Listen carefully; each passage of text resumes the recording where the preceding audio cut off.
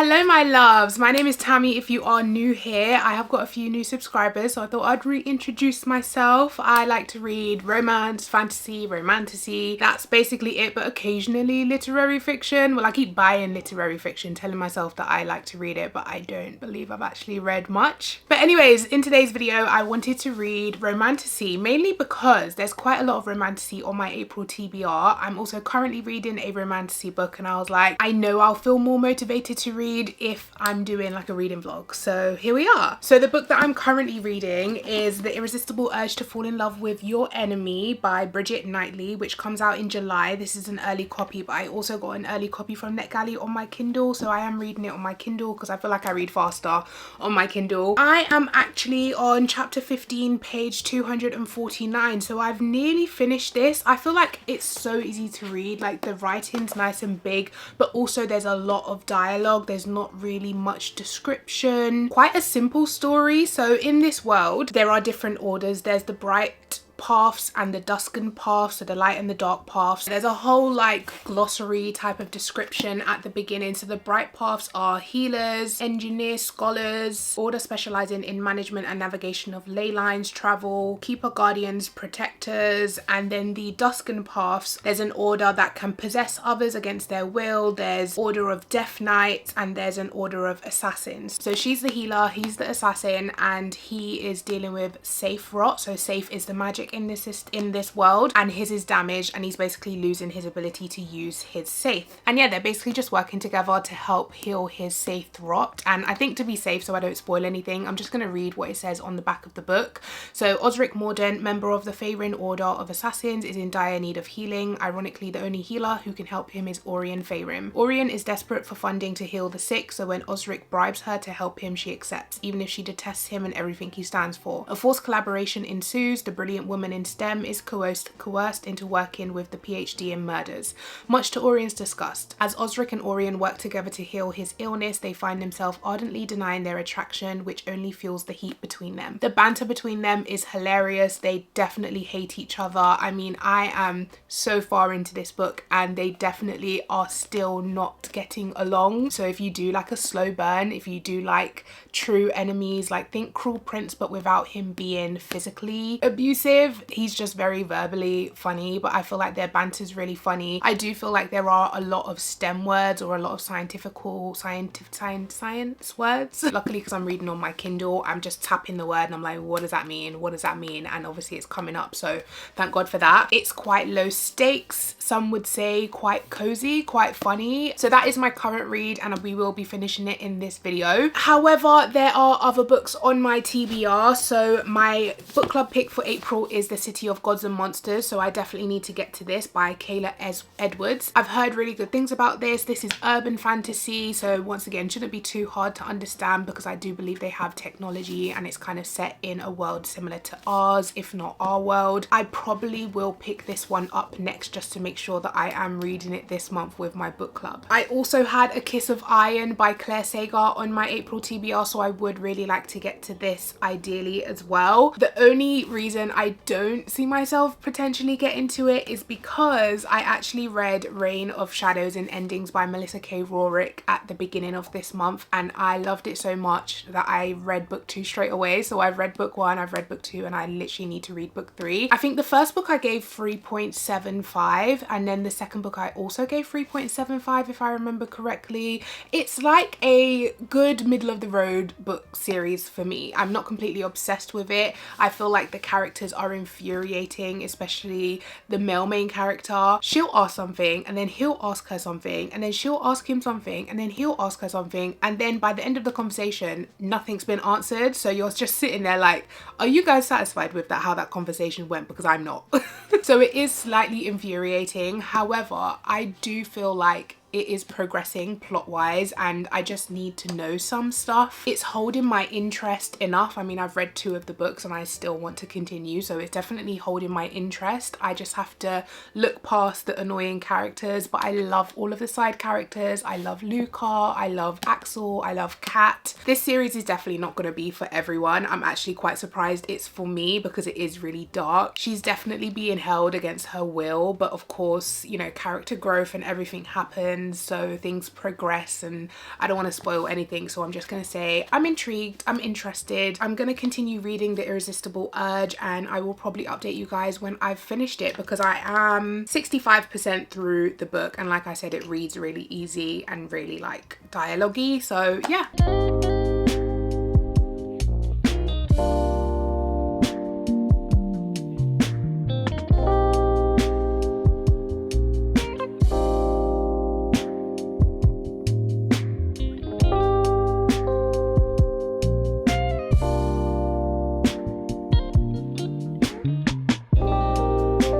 Starting to defrost.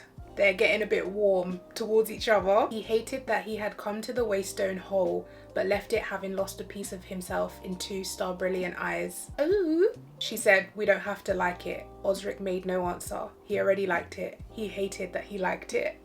The enemies are becoming lovers. He had a desperate need for her healing, not her. Sure.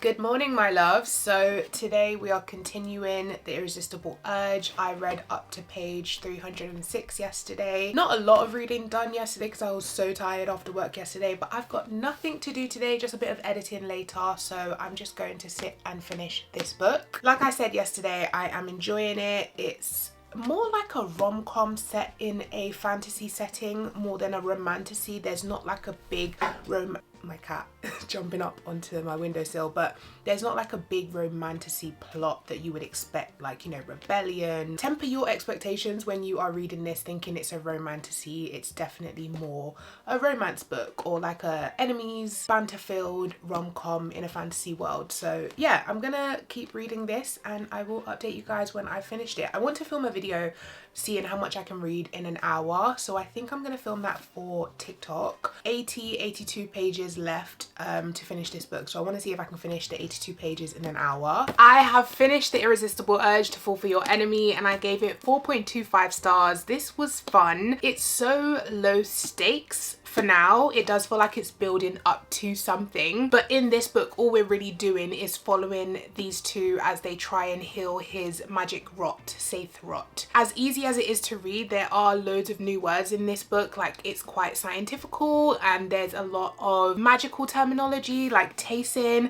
There is a pronunciation guide at the beginning. I don't really use those, I just read it how I want to read it in my head. So they have these marks on their palm which their magic comes through when they're part of an order, and it's called a Tarkin, but I've been calling it Tacin as I read because it's literally spelled T-A-C-N, so I've just been saying Tacin. Just for ease of reading, I've just been saying it how I want to say it, but this was fun. The story overall, it's true enemies to lovers. It's very slow burn, but I really enjoy that, and I enjoy the tension that's being built up, and even the way that they're denying their feelings, it's done in a comical way. So he would say things like, she's caught my eye, why am I looking at her? Not because she's beautiful. I wouldn't even call her beautiful. She was like on the edge of pretty. Do you know what I mean? Like, he'll say comical things like this where he's trying to deny his feelings for her, and if he did something for her, he would like make it out like he's doing it purely out of self-interest, because he'd be like, oh, if something happens to you, then of course I won't get healed, so I'm just doing this for myself.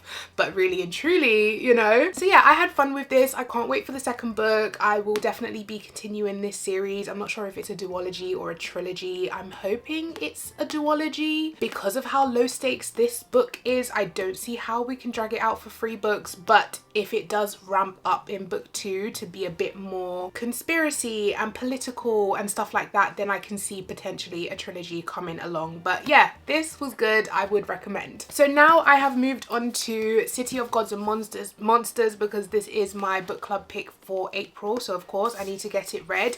I started this and I am on chapter 9. I'm listening to the audiobook and reading it on my Kindle as well because this is just way too big to hold, but also the audiobook was on sale for like £3.50 on Audible, so I was like, why not? So I'm on page 86 so far and I'm enjoying it so far. It started off really well. I did read some of the reviews and comments in my book club and a lot of people are saying it started off really well. Some people said it started at like 4.5 stars and then it ended at a 2 star, so I'm not sure what's gonna happen. But even people that love this series say that you have to kind of get through this one and then the second one is where it really ramps up and picks up. So I will, depending on how much I dislike or like this series, I will continue just to see what book 2 is all about. I can see where the Crescent City comparisons come in. It's an urban fantasy, so they have technology, they have cars, they also have tons of species, so like witches, warlocks, devils and demons and all of that type of stuff. So it does feel very similar in that way, but I am enjoying this more than Crescent City so far. But it is really early on into the book, so we shall see. But I will continue reading this and I will update you guys probably when I'm about halfway.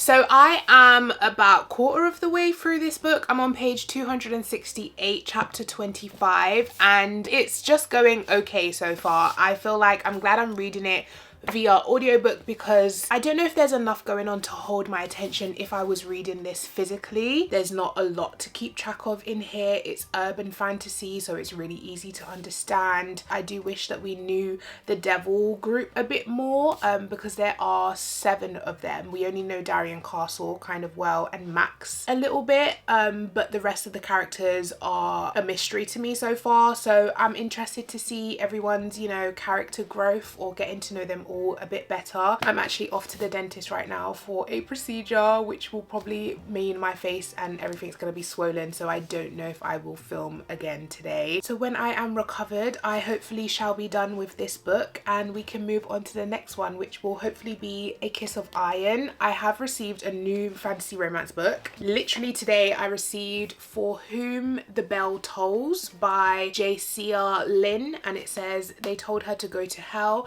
she went on her own terms. And it says it is a hotter than hell romantasy about forbidden love, dark magic and a young woman's adventure into the afterlife. Perfect for fans of Sarah A. Parker and Callie Hart, who are the authors of Quicksilver and When the Moon Hatched.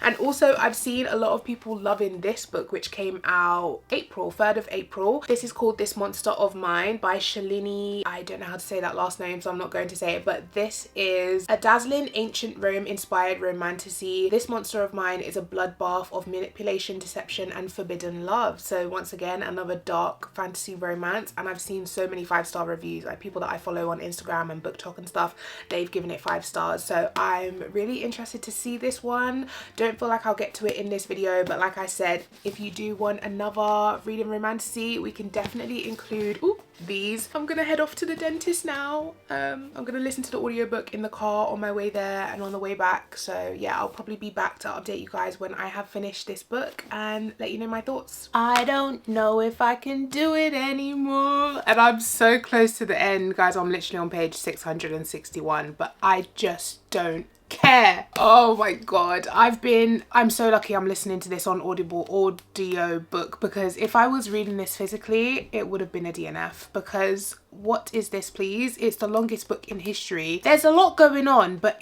I just don't care. The way the characters are written, none of them have backstory, none of them have character. They're just names on a page at the end of the day. To me right now, I know nothing about any of them. I don't like the romance. I don't like how anything's being done in this book. I don't like it. And I know I'm not enjoying a book when I'm hate reading it. And there was a sentence, so the guy in this book, Darien Castle, is immortal, but he's currently 24 years old. They said he hasn't reached his peak immortal age yet. Like when they stop aging is usually around 30, I think they said, but he hasn't reached that age yet because he's only 24. Hold on, I hated it so much I wrote it on Goodreads. He said he now hated himself more than he ever had in his extremely long and painful life. He's 24. Extremely long. I would get it if he was like a 300-year-old immortal, you know. He's 24 and he's just started his immortal life. But when little things like that start to get on my nerves, I know I'm hate reading it. So yeah, honestly, I can't find a good thing to say about this book. I honestly think I'm not an urban fantasy reader. This is probably the 2nd or 3rd book that I've read that's urban fantasy, and I don't love it. I do not love it. I'm good on this writing. I feel like it needs a lot of editing. It needs a lot more character. It just needs more of everything. I just feel like it's lacking in so many. Okay, I feel like I'm being mean now. Do I have anything positive to say? This, Be nice. I'm finding it. It take you that long to find it? It does. No. The Knight and the Moth, I got the early copy from NetGalley, but I do also have a physical copy in case I want to read physically, but I feel like I read faster on my Kindle. So yeah, The Knight and the Moth by Rachel Gillig, who is the same author that wrote One Dark Window, which I really enjoyed. I enjoyed Two Twisted Crowns more than One Dark Window, but I'm interested to see where this story is going because it has been getting a lot of good reviews. So The Knight and the Moth The Knight and the Moth is said to be a romantasy phenomenon, a gothic mist cloaked tale of a prophetess who is forced on an impossible quest with the one devilishly handsome knight whose future is beyond her sight. Okay, so we've got some rhyming going on here. Rebecca Ross, who I absolutely love. I'm so excited for her new book, Wild Reverence. I have no idea what it's even about, but I can't wait to read that. She has quoted and said, dreamy prose, characters so vibrant they breathe on the page. Thank God. I need some vibrant characters right now, please. A romance that smolders and a spellbinding world to get lost in. Prepare to meet your next obsession. Okay, Rebecca Ross, I hear you. And you know what? Now that I've read City of Gods and Monsters, it's really made me appreciate how much I really enjoyed the Irresistible Urge, so much so I'm thinking to bump that up to a 4.5 because I can't stop thinking about those characters and I miss them so much. I miss Osric's humour and I miss Orien and Osric together and I miss that world and I just miss their banter. And yeah, I didn't think that book would stick with me, but as more days go by, I'm really missing them, so might bump that up to a 4.5. Also, I love how I made like a whole TBR and I just ditched the TBR. I am such a mood reader. This is not even on my April TBR, but I've been hearing such good things and it comes out in May, so I want to read it before it comes out so I can tell you guys if it's a go or a no. So yeah, that is it. I'm gonna read The Knight and the Moth and I will come back when I'm probably halfway through, a little bit further in. Then how long is this? This is, oh my god, it's under 400 pages. Okay, so could get this done no time, and by no time I mean 3-4 days.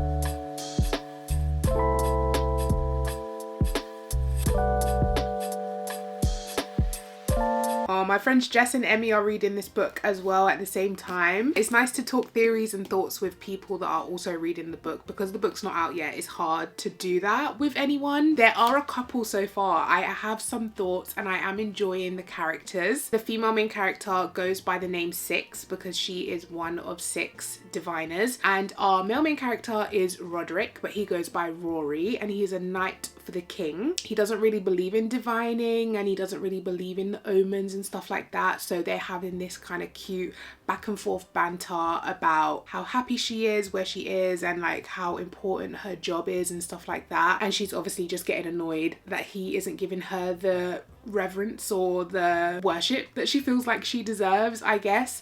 But yeah, I'm enjoying this so far. There is a gargoyle that is hilarious so far. He keeps making these little one-liners. I already care about these characters so much and I hope they're okay. Number 4 is really hilarious as well. She seems like my type of girl.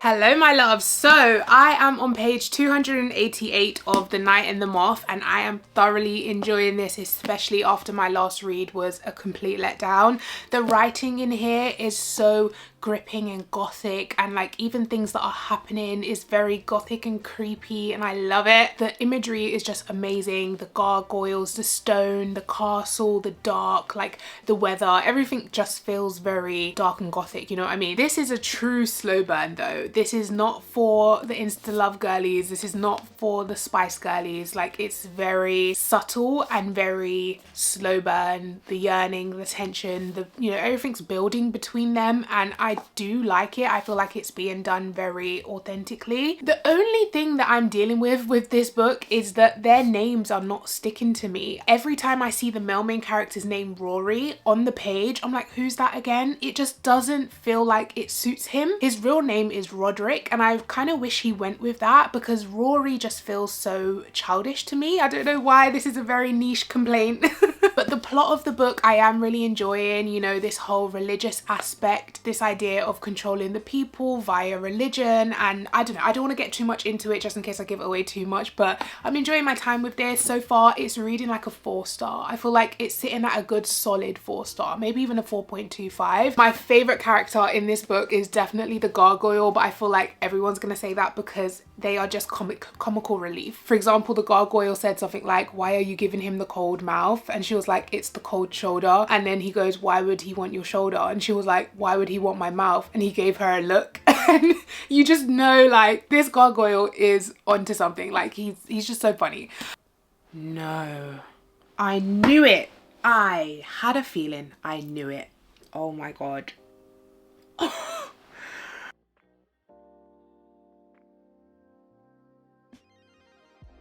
No. No.